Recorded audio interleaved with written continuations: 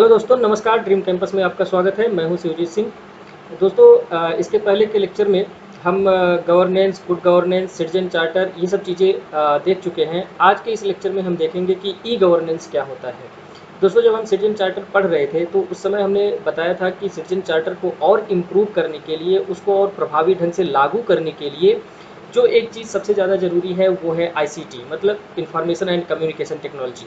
और उसी को गवर्नेंस में, मतलब कि आईसीटी को ही गवर्नेंस में लागू करने का जो प्रोसेस होता है या फिर जो गवर्नेंस आईसीटी के थ्रू होता है, उसी को हम ई गवर्नेंस बोलते हैं। तो आज का जो लेक्चर है वो हमारा ई गवर्नेंस पे होने वाला है। दोस्तों, लेक्चर में आगे बढ़ने से पहले मैं आपसे निवेदन करूंगा कि अगर आप हमारे चैनल पे नए हैं और अभी तक सब्सक्राइब नहीं किए हैं तो प्लीज़ सब्सक्राइब कर लीजिए, बेल आइकन को प्रेस कर लीजिए और उसमें ऑल नोटिफिकेशन वाला ऑप्शन को सेलेक्ट कर लीजिए, ताकि जैसे ही हम लाइव आएंगे या फिर कोई वीडियो अपलोड करेंगे या कोई लेक्चर अपलोड करेंगे तो आपको नोटिफिकेशन मिलता रहेगा। दोस्तों, शुरू करते हैं आज का लेक्चर। इसमें सबसे पहले कुछ क्वेश्चंस को देखते हुए शुरू करते हैं कि किस तरह के क्वेश्चंस पूछे जा सकते हैं या कुछ किस तरह के क्वेश्चंस पूछे गए हैं। तो इसमें जो सबसे पहला क्वेश्चन है उसको हम देखें अगर, the citizen who are not who are at the receiving end are the best जज of quality and quantity of services administered for their benefit, but they have hardly hardly and means, sorry यहाँ पे कुछ mistake हो गया है, they are hardly are means to hold the administration accountable, explain. दोस्तों, इस question में ये पूछ रहा है कि अगर कोई सिटीजन है, कोई बेनिफिशियरी है और वो इन्फॉर्म्ड है, ठीक है, अपने राइट्स एंड ड्यूटीज़ को लेकर के वो इन्फॉर्म्ड है या फिर नहीं इन्फॉर्म्ड है, तो वो किस तरह से एडमिनिस्ट्रेशन को अफेक्ट करता है। दोस्तों, अगला क्वेश्चन है, digital India programme has the potential to not only transform the citizen service delivery but also provide the much needed impetus for key social and industrial sectors examine। यहाँ पे digital India जो programme है उसका जो social और industrial development में जो role वो प्ले करने वाला है या जो रोल वो प्ले कर रहा है उसके बारे में आपको एक्सप्लेन करना है। उसके साथ साथ आपको जो आपका जो आंसर का पहला पार्ट होगा, पहले पार्ट में आपको डिजिटल इंडिया का पोटेंशियल आपको बताना है। आप जो डिजिटल इंडिया का पोटेंशियल बताएंगे उसमें सीधा सीधा यही है कि आप ई गवर्नेंस का पोटेंशियल बताएंगे। ठीक है दोस्तों, तो आज के लेक्चर में हम उसको देखने वाले हैं। अगला एक क्वेश्चन और है, the reasons for failure of e governance projects are not anything but technological, discuss in the context of India. देखिए, ई गवर्नेंस के फेलियर के बहुत सारे कारण हो सकते हैं, लेकिन यहाँ पे वो जो क्वेश्चन का जो फोकस है, जो आंसर का मांग है, वो ये है कि जो टेक्नोलॉजिकल फ्रंट पे हमारा जो फेलियर है, जो ड्रॉबैक है, आप उसको एक्सप्लेन करिए। ओके दोस्तों, तो आई होप कि इस लेक्चर के बाद आप ये लगभग तीनों क्वेश्चंस के आंसर देने में सक्षम होंगे। इसके पहले के ही उसमें लेक्चर्स में हमने सिटीजन चार्टर वगैरह की बात कर ली है, तो उससे पहला क्वेश्चन आपका हो जाएगा और इस लेक्चर के बाद आपका दूसरा और तीसरा क्वेश्चन आप सॉल्व कर लेंगे। ओके दोस्तों, चलिए शुरू करते हैं आज का लेक्चर। तो सबसे पहले समझते हैं कि ई गवर्नेंस क्या होता है। ठीक है दोस्तों, सबसे पहले आप ये सोचो कि आपके पास एक कंप्यूटर है, आपके पास एक मोबाइल है और इस तरह के और भी सारे इलेक्ट्रॉनिक गैजेट्स हैं।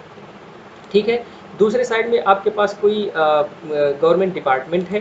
ठीक है दोस्तों, आपको अगर इस गवर्नमेंट डिपार्टमेंट को एक्सेस करना है, ठीक है, तो या तो आप फिजिकली वहाँ पे जाइए या फिर आप अपने इंटरनेट के माध्यम से अपने मोबाइल और कंप्यूटर के माध्यम से आप उसको एक्सेस कर सकते हैं। लेकिन उसके लिए हमारे पास क्या होना चाहिए, इंटरनेट होना चाहिए। ओके दोस्तों, तो आप मोबाइल से, कंप्यूटर से या फिर किसी अन्य इलेक्ट्रॉनिक गैजेट से सरकारी डिपार्टमेंट को जब एक्सेस करते हैं तो इसको हम बोलते हैं e governance.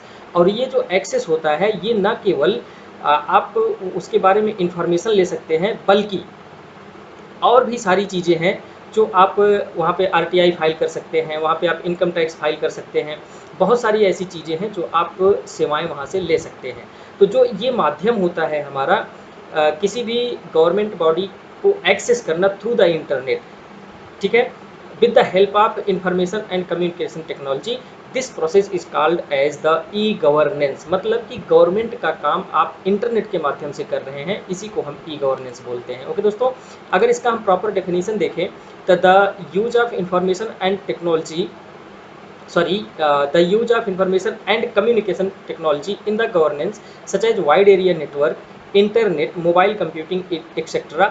called as e-governance। मुझे लगता है दोस्तों यहाँ पे कुछ बताने का विशेष मतलब नहीं है।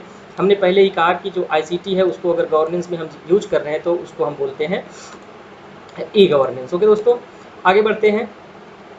These technologies can serve a variety of different ends। Sorry दोस्तों, यहाँ पे आप नहीं ऐड होना चाहिए, ठीक है। मतलब ये जो टेक्नोलॉजीज़ हैं, ये जो ई-गवर्नेंस का प्लेटफॉर्म है, ये हमको बहुत सारे फ्रंट पे हमारी मदद कर सकते हैं।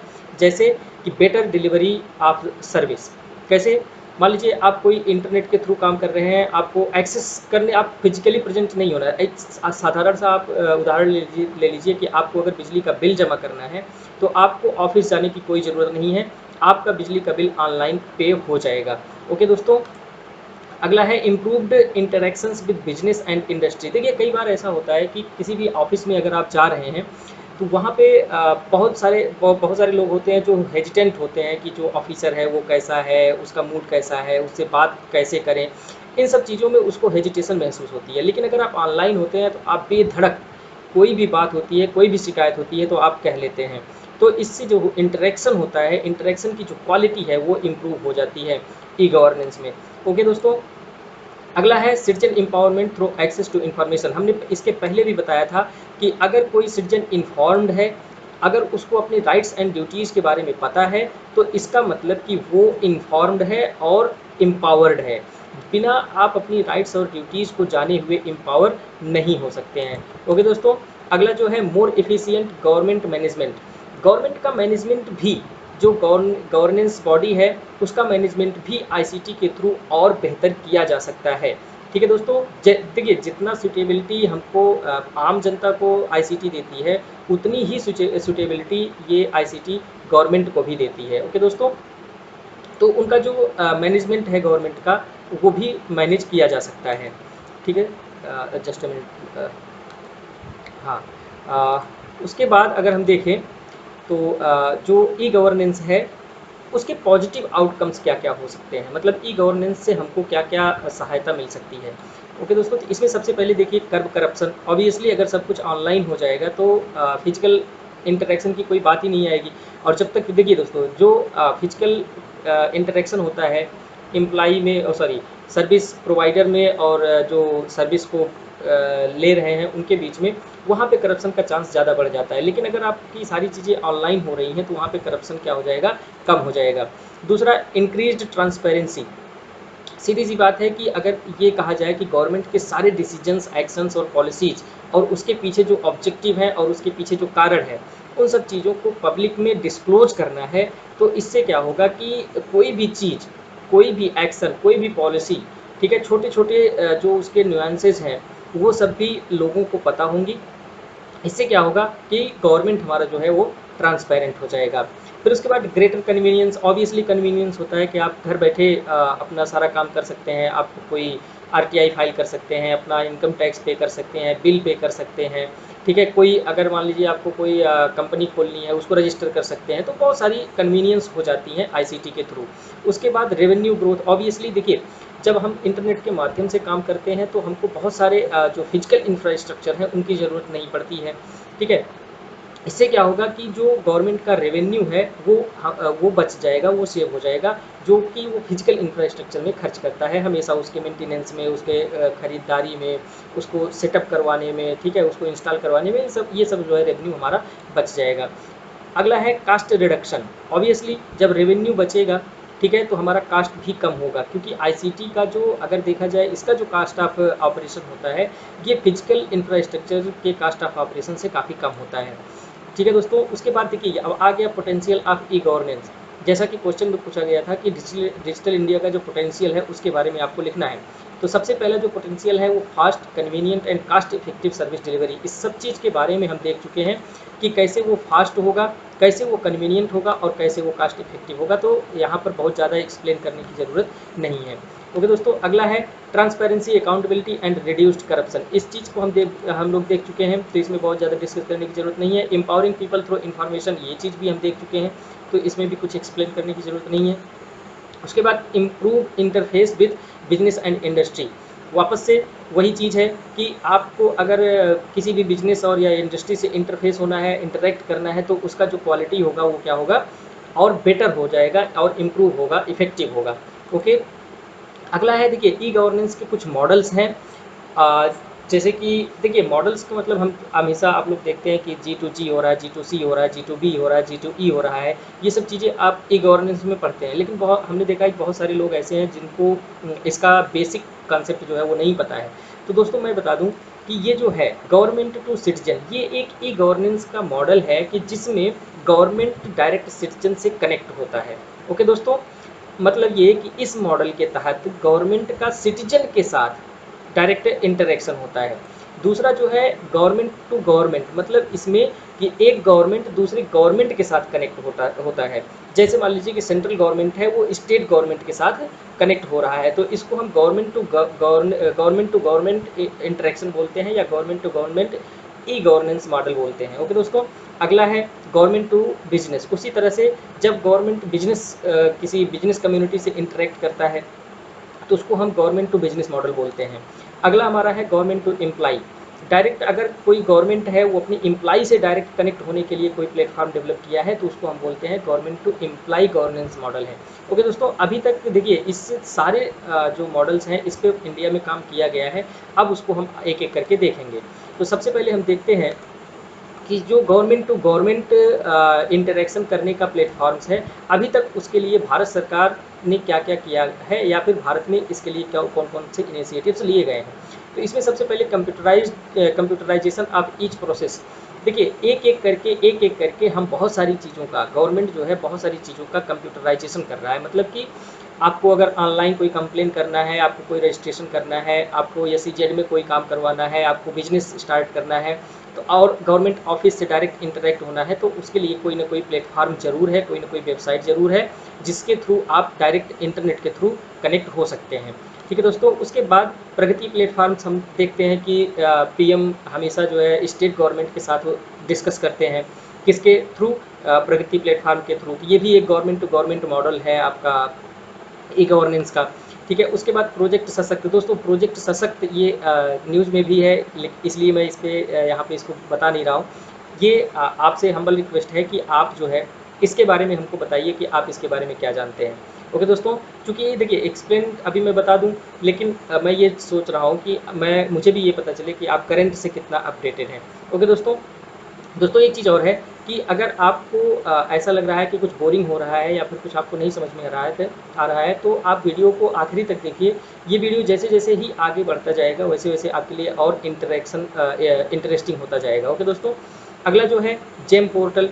जेम पोर्टल क्या होता है, ये भी चलिए इसको हम बताते हैं कि इसमें क्या होता है कि गवर्नमेंट हर साल, मतलब हमेशा उसको कुछ न कुछ चीज़ों की ज़रूरत होती है, इंफ्रास्ट्रक्चर की ज़रूरत होती है, सर्विसेज की ज़रूरत होती है। तो वो क्या करता है कि लोगों से खरीदता है, जो बिजनेस कम्युनिटी है उनसे खरीदता है। तो उस खरीदने का जो प्रक्रिया है उसको ऑनलाइन बनाने के लिए गवर्नमेंट ने एक पोर्टल लॉन्च किया है जिसका नाम है जेम पोर्टल। हालांकि इसमें MSMEs जो है उनको बहुत ज़्यादा प्रायोरिटीज़ दी गई है, वो सब अलग चीज़ है। जब आप जेम पढ़ेंगे तो उसमें आपको अच्छी तरह से समझ में आएगा। लेकिन हाँ, जेम पोर्टल भी एक गवर्नमेंट टू गवर्नमेंट इनिशिएटिव है, या फिर जेम पोर्टल को आप गवर्नमेंट टू बिजनेस इनिशिएटिव में भी रख सकते हैं। ये दोनों है, क्यों? क्योंकि इसमें सेंट्रल गवर्नमेंट स्टेट गवर्नमेंट से भी इंटरेक्ट होती है, और स्टेट गवर्नमेंट जो बिजनेस कम्युनिटी है उनसे भी इंटरेक्ट होती है। ओके दोस्तों, अगला जो है वो है गवर्नमेंट टू सिटीजन। गवर्नमेंट और सिटीजन के बीच में डायरेक्ट इंटरेक्शन हो, इसके लिए जो अभी तक प्रयास किए गए हैं उसमें बहुत सारे हैं, लेकिन हम इसमें कुछ चीज़ बता रहे हैं। जैसे जो लैंड रिकॉर्ड्स है उसको कंप्यूटराइज किया जा रहा है, खसरा खतौनी, बही खाता, ये सब चीज़ें ऑनलाइन की जा रही हैं। आप ऑनलाइन बैठ के ही अपने लैंड होल्डिंग के बारे में पता कर सकते हैं कि उसकी क्या स्थिति है। ठीक है दोस्तों, उसके अलावा डिजिटल इंडिया प्रोग्राम चल रहा है, ये भी citizen to government to citizen है। उसके बाद डिजिटल लॉकर सिस्टम है, ये भी आपका गवर्नमेंट टू सिटीजन है कि आप अपना कोई भी डॉक्यूमेंट हुआ कुछ भी है आप उसको रख सकते हैं। उसके बाद माई गवर्नमेंट.in है, इसमें आप डायरेक्ट गवर्नमेंट से कोई चीज़ इंटरेक्ट कर सकते हैं, कोई चीज़ बात कर सकते हैं, कोई चीज़ बता सकते हैं। उसके बाद जो है वो है गवर्नमेंट टू बिजनेस। इसमें देखिए ई प्रोक्योरमेंट प्रोजेक्ट चल रहा है, मतलब कि इलेक्ट्रॉनिकली कोई चीज़ खरीद लेती है गवर्नमेंट, बिजनेस से डायरेक्ट, ठीक है। उसके बाद सेल्फ सर्टिफिकेशन, मतलब ये कि आप अगर कोई चीज़ क्लेम कर रहे हैं तो आप अपनी इंडस्ट्री को लेकर के कि हम इन्वायरमेंट फ्रेंडली है, हम इतना सोशल सिक्योरिटी में पैसा खर्च कर रहे हैं, अगर आप ये सब चीज़ें क्लेम कर रहे हैं तो आप उसको सेल्फ सर्टिफाई करिए एक ऑनलाइन वेबसाइट के थ्रू, ऑनलाइन प्लेटफॉर्म के थ्रू। बाद में जब उस पर कार्रवाई करनी होगी तब गवर्नमेंट उसको वेरीफाई बाद में करेगी। ओके दोस्तों, उसके अलावा ई फाइलिंग ऑफ कारपोरेट टैक्स है, कारपोरेट टैक्स को आप फाइल कर सकते हैं। उसके बाद ऑनलाइन कंप्लायंस सर्टिफिकेशन, मान लीजिए कोई आपको नियम कानून बताया गया है, कोई शर्तें दी गई है कि आपको अगर ये बिजनेस करना है तो ये चीज़ें आपके अंदर होनी चाहिए, आपके पास ये एलिजिबिलिटी क्राइटेरिया होनी चाहिए, तो ऑनलाइन ही आप अपने कंप्लायंस सर्टिफिकेशन कर सकते हैं, ऑनलाइन ही अपना कंप्लायंस सर्टिफिकेट आप जनरेट कर सकते हैं। ओके दोस्तों, उसके बाद है स्विफ्ट। स्विफ्ट का मतलब होता है single window interface for trade. ये बेसिकली जो इंटर स्टेट या क्रॉस बॉर्डर ट्रेडिंग है उसके लिए, उसको फैसिलिटेट करने के लिए स्विफ्ट प्लेटफॉर्म बनाया गया है। तो ये सब चीज़ें गवर्नमेंट टू बिजनेस मॉडल हैं। ओके दोस्तों, उसके बाद हम देखते हैं कि ई गवर्नेंस में चैलेंजेस क्या क्या हैं। सबसे पहला जो चैलेंज है वो इन्वायरमेंटल एंड सोशल है। उसमें जो नंबर 1 पे आता है वो नॉन लोकल लैंग्वेज है। दोस्तों, इंटरनेट पे सारी चीज़ें, मैक्सिमम सारी चीज़ें इंग्लिश में है, या तो बहुत आगे बढ़ी हैं तो हिंदी में है। और जो रीजनल लैंग्वेज है, जो तमिल, तेलुगु और कन्नड़, ये सब लैंग्वेजेज हैं, अभी उसमें इंटरनेट का डेवलपमेंट इतना नहीं हो पाया है। हालांकि हिंदी में अभी 4-5 साल से हिंदी पे काम हो रहा है, तो हिंदी में काफ़ी प्रोग्रेस हुआ है, लेकिन अदर जो लोकल लैंग्वेजेज हैं उस पर बहुत ज़्यादा काम नहीं हो पाया है। उसके साथ साथ लो आईटी लिटरेसी है, लोगों को इंफॉर्मेशन टेक्नोलॉजी जो है उसकी लिटरेसी कम है, मतलब उसके बारे में जानकारी नहीं है कि how to operate, when to operate, how to connect, when to connect, ये सब चीज़ें उनको नहीं पता है। या फिर कोई वर्ड्स लिखा गया है, कोई सेंटेंस लिखा गया है, ठीक है, कोई टर्म यूज किया गया है तो उसका उनको मतलब नहीं पता है। इवन अगर वो कोई प्लेटफार्म खोलते हैं, उस प्लेटफार्म के डैशबोर्ड पे जो इंटरफेस आता है उस पर जो शब्द लिखे गए हैं उसका मतलब उनको समझ में नहीं आता है। तो हमारे देश में बहुत ही लो लिटरेसी है आईटी के क्षेत्र में अगर हम बात करें तो। Non user friendliness of government website आप कोई भी खोल लीजिए, वो इतना कॉम्प्लेक्स बनाया गया है, वो इतना टफ बनाया गया है कि वो चलाना हम लोगों के लिए मुश्किल हो जाता है जो कि थोड़े बहुत पढ़े लिखे हैं। लेकिन जो आम जनता है उनको तो बिल्कुल समझ में नहीं आता है। जब उनको समझ में नहीं आता है तो वो थर्ड पार्टी को हायर करते हैं, और थर्ड पार्टी जब हायर होता है तो वही मिडिल मैन वाला कंसेप्ट आ जाता है। तो अभी बिना मतलब का अननेसेसरीली वो पैसा चार्ज करते हैं, और ये जो पॉकेट ऑफ पुअर पीपल है उस पर बर्डन पड़ जाता है। ओके दोस्तों, अगला है रेजिस्टेंस टू चेंज। गवर्नमेंट में हमने जब से गवर्नेंस शुरू किया है तब से ये चीज़ देख रहे हैं, जो भी हमारी गवर्नमेंट बॉडी है उसमें चेंज को लेकर के रेजिस्टेंस है, वो अपने आप को बदलना नहीं चाहती हैं। ठीक है दोस्तों, ये एक प्रॉब्लम है। उसके बाद large digital divide. Large digital divide का मतलब ये होता है कि एक ऐसा सेक्शन है जिसको डिजिटल के बारे में, डिजिटल लिटरेसी पता है, और एक दूसरा समाज में सेक्शन है जिसको डिजिटल लिटरेसी उनका बहुत लो है। तो ये जो समाज में डिवाइड है कि मतलब कि जो एक तरफ सेक्शन है जिसको डिजिटल नॉलेज है, डिजिटल इन्फॉर्मेशन के बारे में उनको वो लिटरेट हैं, उनका सेक्शन बहुत छोटा है, और जो इलिटरेट पीपल हैं उनका सेक्शन बहुत बड़ा है। तो इनका जो डिवाइड है वो बहुत ज़्यादा है। ठीक है दोस्तों, अगला जो चैलेंज है वो है economic challenge. High cost of infrastructure installment and implementation of projects. Obviously आप अगर एग्जांपल ले लीजिए भारत नेट प्रोग्राम का, तो उसमें बहुत ज़्यादा पैसा लगता है। इनिशियल में जो इंफ्रास्ट्रक्चर को सेटअप करना होता है उसमें बहुत ज़्यादा पैसा खर्च होता है। अगला है मेंटेनेंस ऑफ इलेक्ट्रॉनिक डिवाइसेस। अभी हमारे पास उतना स्किल्ड वर्कर्स नहीं है कि उनका मेंटेनेंस प्रॉपर हो सके। ठीक है दोस्तों, अगर आपका कोई कंप्यूटर बिगड़ जाता है, लैपटॉप बिगड़ जाता है, तो आपको बहुत अगर आप शहर में नहीं हैं, थोड़े से रूरल एरिया में है, तो आपको बहुत ज़्यादा परेशान होना पड़ता है, ट्रेवल करना पड़ता है, पैसा खर्च करना पड़ता है, तब जाके आपका इलेक्ट्रॉनिक डिवाइसेस मेंटेन हो पाता है। क्योंकि हमारे यहाँ देखिए जो आईटीआई है उसमें अभी कंप्यूटर का इतना ज़्यादा रोल नहीं हो पा रहा है, इतना ज़्यादा इंपॉर्टेंस नहीं दी जा पा रही है वो। ठीक है दोस्तों, उसके बाद applications are not transferable from one platform to other platform. देखिए एक एप्लीकेशन है वो सिर्फ एक काम के लिए बनाया गया है। ठीक है दोस्तों, ट्रांसफरेबल एप्लीकेशंस ऐसे होते हैं जिस पे आप एक बार एक्सेस कीजिए तो उससे रिलेटेड और उसके आसपास से रिलेटेड जो भी सर्विसेज हैं उसी वहीं से आप वहाँ पे जंप कर जाइए, इसको ट्रांसफरेबल प्लेटफॉर्म्स बोलते हैं। लेकिन अभी तक आप जो भी एप्लीकेशंस, जो भी प्लेटफॉर्म्स देखते हैं उसमें क्या होता है कि जिस चीज़ के लिए या जिस जो सर्विसेज उसमें दी गई हैं आप उसी को वहाँ पे एक्सेस कर सकते हैं, उसी पे काम कर सकते हैं। ओके दोस्तों, अगला जो है टेक्निकल चैलेंजेस। देखिए यहीं पे डिजिटल इंडिया का प्रोग्राम वाला जो क्वेश्चन था उसका आंसर आपको यहाँ से मिल जाएगा। डिजिटल जो चैलेंजेज है उसमें है प्राइवेसी एंड सिक्योरिटी इशू है, सबसे बड़ा इंपॉर्टेंट जो है ये कि प्राइवेसी और सिक्योरिटी का कोई गारंटी नहीं है, आपका कौन सा डाटा लीक हो रहा है। अब देखिए ऐसे ऐसे एप्लीकेशंस बनते हैं ना, जब आप उसको स्टार्ट करते हैं तो उसमें बहुत सारे एक्सेस मांगता है कि आप इसको अलाउ कीजिए, इसको अलाउ कीजिए, इसको अलाउ, तो धीरे धीरे आप अपने सारे इन्फॉर्मेशंस उस प्लेटफॉर्म को दे देते हैं। तो जब आप किसी भी प्लेटफॉर्म को अपना इन्फॉर्मेशन दे देते हैं तो उसमें जो डाटा सिक्योरिटी होती है वो काफ़ी इनसिक्योर हो जाती है। उसके बाद कनेक्टिविटी इन बैकवर्ड एरियाज, ऑब्वियसली अभी इस टाइम पे दोस्तों लॉकडाउन का सीजन चल रहा है, मैं खुद ही अपने गांव में हूँ और यहाँ पे इंटरनेट की प्रॉब्लम इतनी ज़्यादा है कि जब भी हम लाइव लेक्चर करते हैं तो जो इसकी लेटेंसी है वो बहुत ज़्यादा हो जाती है। ठीक है दोस्तों, या फिर जो बफरिंग होता है, वीडियो की बफरिंग होने लगती है, इसलिए आपको भी इनकन्वीनियंस होता है, तो उसके लिए भी हम माफ़ी चाहते हैं।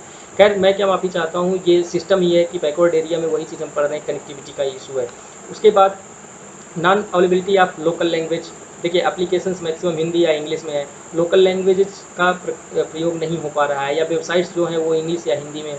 ठीक है दोस्तों, उसके बाद lack of human and multi modal interactions, देखिए ह्यूमन रिसोर्सेज की कमी है, हमारे पास R&D बहुत कम है, हम सॉफ्टवेयर डेवलप करते हैं, हम सर्विस डिलीवरी करते हैं, हम सर्विस आउटसोर्स में अपना बहुत ज़्यादा योगदान करते हैं, लेकिन जो हमारा मल्टी मॉडल इंटरेक्शन है वो काफ़ी लो है। क्यों? क्योंकि हमारे पास ह्यूमन रिसोर्स जो एक्सपर्ट हैं उनकी कमी है, जो R&D है उसकी कमी है। उसके बाद दोस्तों इसको सबको ठीक करने के लिए सेकंड ARC ने कुछ रिकमेंडेशन दिया है, उसको हम देख लेते हैं एक एक करके। सबसे पहले उन्होंने कहा कि जो कंजेनियल इन्वायरमेंट है जो इन्वायरमेंट है उसको हमको कंजेनियल बनाना पड़ेगा। ठीक है दोस्तों, कंजेनियल का इन द सेंस कि ये यूजर फ्रेंडली हो, ऐसा एटमॉस्फेयर हो कि लोग डिजिटल मतलब ई गवर्नेंस की तरफ ज़्यादा प्रभावित हों और उसकी तरफ अट्रैक्ट हों और उसको यूज करें। इसके लिए सेकेंड ARC ने क्या रिकमेंडेशन दिया है, सबसे पहले creating and displaying a will to change with the government. सबसे पहला जो उन्होंने ये बताया कि जो गवर्नमेंट है और जो पीपल है उन दोनों के अंदर एक चेंज लाने की ज़रूरत है, किसके लिए? डिजिटल प्लेटफॉर्म्स के लिए। उनके अंदर जो भय है, जो इनसिक्योरिटी है, वो सब चीज़ें नहीं होनी चाहिए और इसको गवर्नमेंट को ये कुल मिलाकर ये गवर्नमेंट का रोल है कि वो ऐसे इंफॉर्मेशन दे लोगों को, इंश्योरिटी दें कि आपका जो भी प्राइवेसी इशू है या फिर जो भी और इशू है उसको हम केयर करेंगे, आपका प्राइवेसी भंग नहीं होगा। ठीक है दोस्तों, उसके बाद providing political support at the highest level, obviously बिना पॉलिटिकल सपोर्ट के कुछ नहीं हो पाएगा।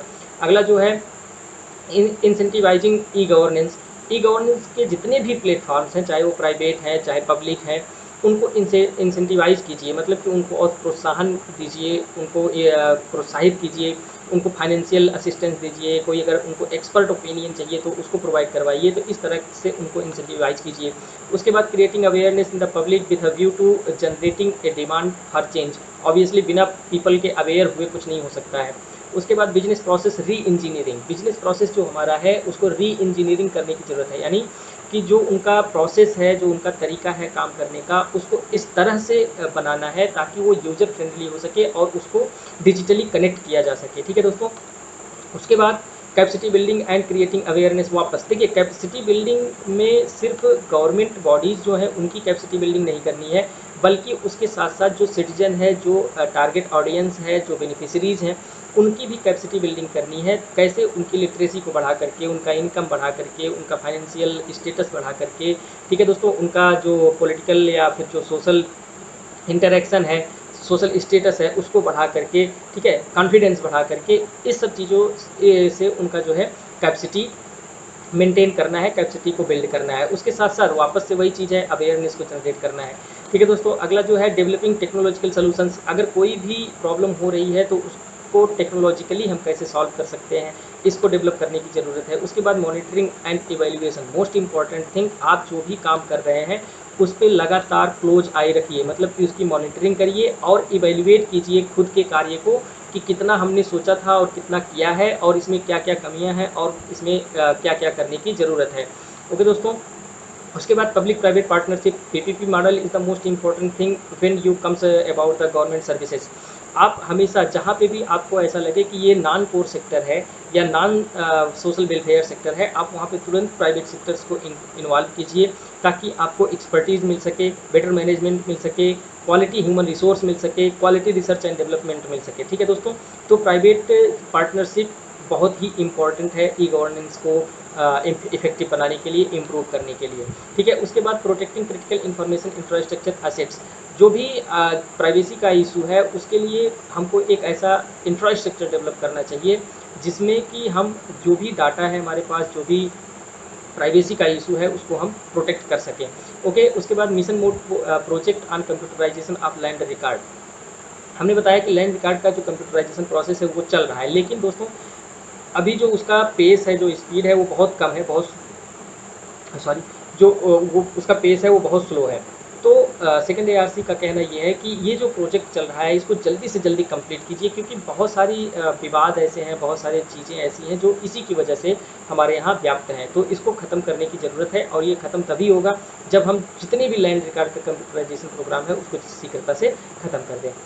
उसके बाद नॉलेज मैनेजमेंट। नॉलेज मैनेजमेंट क्या होता है दोस्तों कि जो भी लोगों का जो अवेयरनेस है, जो नॉलेज है, डिजिटल लिटरेसी है, उसको अच्छे से मैनेज करना है, इंक्लूसिव डेवलपमेंट करना है नॉलेज का। ठीक है दोस्तों, आगे बढ़ते हैं। उसके बाद role of civil society, role of civil services in the democracy. दोस्तों ये हमारा नेक्स्ट लेक्चर है।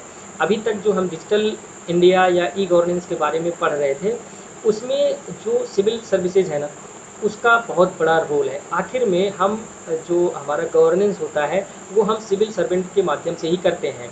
ठीक है, तो उसके बाद हम देखेंगे कि यहाँ पे सिविल सर्वेंट्स जो हैं उनका रोल क्या क्या होता है, उनका रोल हम ई गवर्नेंस में भी देखेंगे, गवर्नमेंट में भी देखेंगे, रिसोर्स मैनेजमेंट में भी देखेंगे। ठीक है, कल्चरल एंड सोशल डेवलपमेंट में भी देखेंगे, इन्वायरमेंटल प्रोटेक्शन में भी देखेंगे। तो दोस्तों ये जो हमारा लेक्चर का सीक्वेंस है ना, ये इस तरह से है कि हर एक नेक्स्ट लेक्चर पिछले लेक्चर से कनेक्ट है। ओके दोस्तों, तो अगले लेक्चर में जब हम मिलेंगे तो उसमें हम पढ़ेंगे role of civil services in democracy. तब तक के लिए दोस्तों आपसे यही निवेदन है कि आप हमारे चैनल को सब्सक्राइब जरूर कीजिए और हमारे साथ बने रहिए। और उसके साथ साथ अगर आपका कोई सजेशंस है या कोई ऑन डिमांड आपका कोई लेक्चर आप चाहते हैं तो आप उसके बारे में हमको कमेंट करके बताइए। दोस्तों इस लेक्चर का जो PDF है वो आपको उसका लिंक डिस्क्रिप्शन बॉक्स में मिल जाएगा। उसके साथ साथ आप इस PDF को टेलीग्राम पर भी प्रोवाइड करवाते हैं, तो आप अपना हमारा टेलीग्राम भी ज्वाइन कर सकते हैं। उसका भी लिंक डिस्क्रिप्शन बॉक्स में मिल जाएगा आपको। उसके साथ साथ दोस्तों हमारे चैनल पे इस टाइम पे EPFO के लिए इकोनॉमिक्स, हिस्ट्री, मैथमेटिक्स और रीजनिंग भी चल रही है। अगर आप इंटरेस्टेड हैं तो वहाँ पे जा कर के देख सकते हैं। ओके दोस्तों, तो हम अपना लेक्चर यहीं पे एंड करते हैं। Thank you very much for watching this lecture. We will meet again in the next lecture.